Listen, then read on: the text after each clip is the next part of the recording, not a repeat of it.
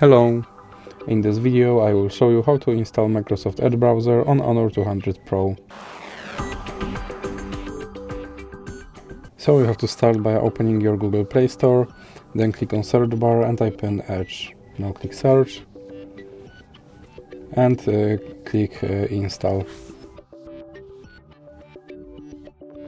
Now you can click open.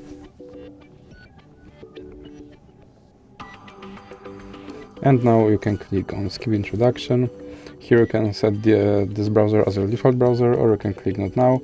Now you can customize your homepage, or you can click not now. Here you can sign in to sync your data, or you can click not now. And now you have to confirm your data and privacy settings. Now you can try out Copilot, or you can just click start browsing.